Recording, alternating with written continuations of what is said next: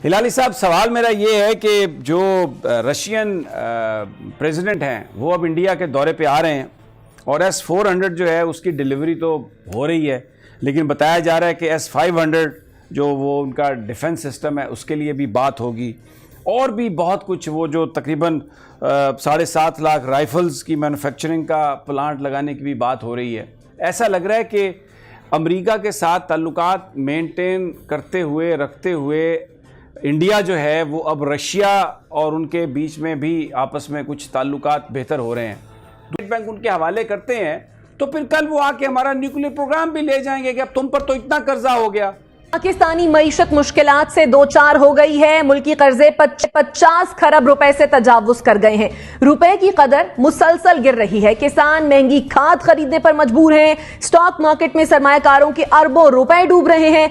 इस IMF की शर्त पर 150 अरब रुपए के टैक्सों का मिनी बजट तैयार हो चुका है, जिसके मुतालिक गवर्नर पंजाब चौधरी सरवर ने कहा है कि IMF ने कर्ज के बदले हमारा सब कुछ लिखवा लिया है।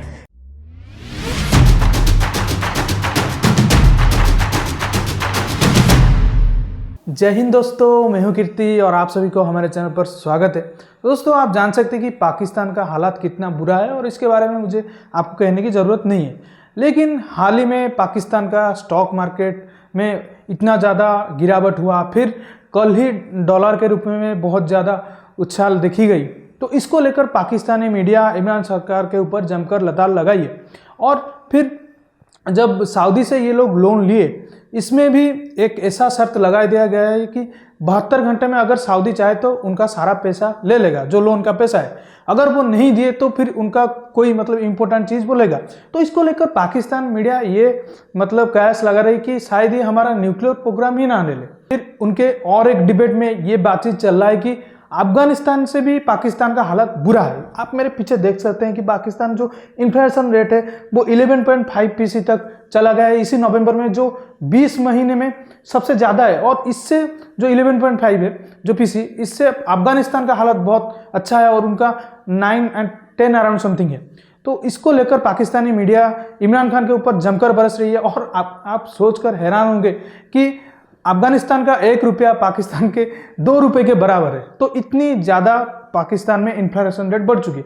तो इस वीडियो में चलिए देखते हैं कि पाकिस्तान मीडिया कैसे अपने सरकार के ऊपर बरस रही है और इमरान खान को इस सारा का सारा जिम्मेदार बता रही है। दूसरी तरफ हम CPEC के हवाले से चाइना के साथ भी हमारी दूरियां आ रही हैं। बड़ी कॉन्फ्लिक्टिंग किस्म की रिपोर्ट्स हैं। उनकी फ़ॉरेन जो उनकी फ़ॉरेन ऑफिस की वेबसाइट है उस पर जो सवाल जवाब आते हैं, रफ्तार भी यहाँ पर थमी हुई है। बिल्कुल अफ़गानिस्तान पर भी हम अमेरिका को टो कर रहे हैं। और अभी चौधरी सरवर साहब का मैंने एक क्लिप सुनाया जिसमें वो कह रहे हैं कि IMF ने हमसे सब कुछ यानी लिखवा लिया है और सिर्फ $2 बिलियन का कर्जा देना है उन्होंने 3 साल, यानी $6 बिलियन टोटल है। तो ये कहाँ हम खड़े हैं, किस तरफ हम जा रहे हैं? ज़फ़र हिलाली साहब, आपकी समझ में क्या आता है इस पे? देखिए 13, 14, 16 दफे हम उधर गए। क्या आप समी साहब, हमें नहीं पता है इन लोगों के क्या कंडीशंस हैं? एब्सोल्युटली हमें पता है। इस वक्त हुआ ये है कि अमूमन अगर अमेरिका के साथ हमारे रिलेशनशिप्स ठीक होते तो अमूमन ये कंडीशंस को रिलैक्स किया जाता, मगर इसलिए कि हमारे रिलेशनशिप अमेरिका के साथ ख़राब हैं और उनको उधर से शायद सिग्नल मिल गया है नो रिलैक्सेशन और हर चीज़ पे स्ट्रिक्ट एडहेरेंस, तो मेरे ख्याल में ये इस वक्त it is beginning to pinch और ये हमें फ़र्क पड़ रहा है इससे। अच्छा, तो ये आपका जो इकॉनमी के बारे में आपने जो बात की है, यस बिल्कुल ये मुनासिब नहीं लगता है कि एक बैंक के हेड को कोई he has no accountability. It's called the State Bank of Pakistan, but the control is with the IMF. तो ये पाकिस्तान क्या, ये बैंक ऑफ IMF है। जो बात तो सबकी होगी ना, उन्होंने भी तो पाकिस्तान के साथ जो कुछ किया, हमने 70,000 लोग हमारे शहीद हुए, उनकी जंग हमने लड़ी उनका साथी बन के, और उन्होंने $150 बिलियन का हमें नुकसान पहुंचाया और पता नहीं क्या हमारे साथ कितने वादे किए। और फिर दूसरी एक और बात, अमेरिका की कांग्रेस जब उनके अपने कर्ज बढ़ जाते हैं तो नोट छापने के लिए वो वही असूल जो पाकिस्तान पर लगाते हैं अपने मुल्क के लिए उसको रिलैक्स कर देते हैं। लेजिस्लेटर उनका वो यूएस कांग्रेस वोट कर देती है कि बिल्कुल ठीक है, आप और इसकी जो रेशो है उसको बढ़ा लें कर्ज की नोट छाप के। लेकिन जब हमारी बात आती है तो फिर तो वो हमें सुनाते हैं, हमें कहते हैं कि नहीं जी आप तो ये वायलेशन कर रहे हैं। अगर आज हमने उनके साथ हम इस पर ओके कर देते हैं, स्टेट बैंक उनके हवाले करते हैं, तो फिर कल वो आके हमारा न्यूक्लियर प्रोग्राम भी ले जाएंगे कि अब तुम पर तो इतना कर्जा हो गया। तो फिर ये मुल्क जो है सारे का सारा उनको वैसे ही उनकी स्टेट बना देना चाहिए, गिरवी रख देते हैं हम उन्हें।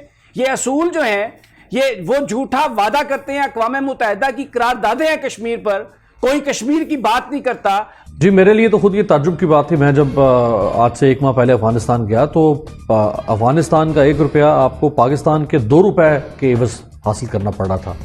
एक जंगज़दा मुल्क, 20 साल कोई मैशत नहीं, कोई एक्सपोर्ट नहीं, कोई इंडस्ट्री नहीं, कोई पोटेंशियल नहीं, कोई IT नहीं, कुछ भी नहीं, इसके बावजूद उसकी करेंसी मजबूत है। आप देखें जो ट्रेड डेफिसिट आपका तजारती खसारा वो $5 अरब तक पहुंच चुका है। डॉलर जो है वो 176 से 178 के दरमियान फ्लोट कर रहा है, स्टेबल नहीं है।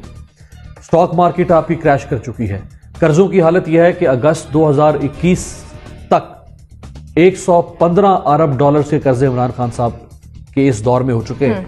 इन 115 अरब डॉलर्स में से 20 अरब डॉलर्स इमरान खान साहब ने माशाल्लाह इस कौम के ऊपर कर्ज का बोझ डाला है। जब इनकी हुकूमत आई थी तो उस वक्त 95 बिलियन डॉलर्स के कर्जे थे, अब 115 अरब डॉलर से भी तजावुज कर चुके हैं। तो ये तो कुछ और कहा करते थे इमरान खान, ये तो कहा करते थे कि अब अबाबीलों के अंदाज में हम आएंगे, पर उड़ाते हुए नुसरत के अलम आएंगे।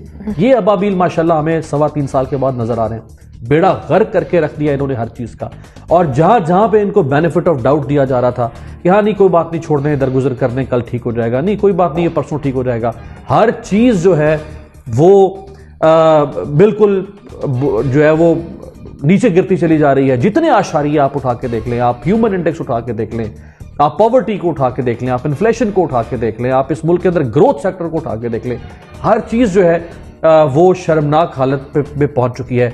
लेकिन मसला यह है कि इस हुकूमत की जो खाल है शाइस्ता वो बहुत मोटी है, और जिनकी खाल मोटी हो जाए उन तक फिर कोई तकलीफ असर नहीं करती, उनको नहीं पता चल रहा होता। ये अवाम को इस अजियत और तकलीफ का एहसास हो रहा है, लेकिन अवाम भी सुन हुई है, अवाम भी सुन है। तो दोस्तों आपने देखा कि पाकिस्तान मीडिया का क्या कहना था। तो ये जो सऊदी से लोन ले लिए, इनके लिए ये अच्छा है या बुरा है, ये आप जान सकते हैं। क्योंकि ये अगर कोई भी मतलब आप अगर लोन लेते हैं तो आधा आधा करके चुकाते हैं। अगर एक ही मतलब रकम आप चुकाने से बच गए तो सऊदी कभी भी मतलब 72 घंटे में उनका लोन ले लेगा। अगर ये लोन देने में नाकाम रहे पूरा का पूरा लोन, तो ये उनका कोई इंपॉर्टेंट चीज़ पाकिस्तान में ले सकता है। उसका एयरपोर्ट हो गया या उनका न्यूक्लियर प्रोग्राम ही ले ले, क्योंकि वो तो लोन दिया है ना, उसको पैसा ही चाहिए उसका। और एक जो सेकेंड डिबेट में बात चली थी कि अफगानिस्तान से भी पाकिस्तान का हालत खस्ता है, क्योंकि अफगानिस्तान की 1 रुपया पाकिस्तान के 2 रुपये के बराबर है। और ये जो पाकिस्तान बोलता रहता है कि अफगानिस्तान में आप एड भेजे, उनकी लोगों का हालत बुरा है, ये क्यों बोलता है आप समझ सकते हैं। क्योंकि अब जब हमारे इंडियन ट्रक जो जा रहे हैं, जो 5000 ट्रक जो रुके हुए हैं, ये बोला है कि हमें दे दे, हम ट्रांसपोर्ट का खर्चा हम बर्न कर लेंगे और हमारा ट्रक में ले जाएंगे। तो आप जान सकते हैं ये ट्रक कहाँ जाएगा, ये सीधा उनके यहाँ पे रुकेगा और कुछ कुछ वो अफगानिस्तान को दे देंगे। तो ये चोर लोग क्या चाहते हैं आप समझ सकते हैं। तो इनका हालत इतना बुरा है, ये अफगानिस्तान से नीचे जा चुके हैं, लेकिन इनकी कश्मीर की रोना अभी तक चालू है। तो दोस्तों आप जान सकते हैं पाकिस्तान कितनी बुरी हालत से गुजर रही है। और अगले 3-4 महीने उनके ही पाकिस्तान मीडिया ने बता रहा है कि पाकिस्तान के हालात और भी बुरे होंगे और लोग शायद सड़क पे उतरेंगे। क्या होगा वो आगे देखा जाएगा। लेकिन इस वीडियो में इतना ही। आपको ये वीडियो कैसा लगा लाइक और कमेंट में जरूर बताइएगा, और चैनल के साथ जुड़े रहने के लिए चैनल को सब्सक्राइब करके ऑल बटन दबा दीजिए, ताकि हमारे जो लेटेस्ट वीडियोस के नोटिफिकेशन है वो आपके डिवाइस में आ सके और आप वीडियो मिस ना कर सके। हम रुकते हैं, जल्दी मिलेंगे एक नई वीडियो के साथ। जय हिंद, वंदे मातरम।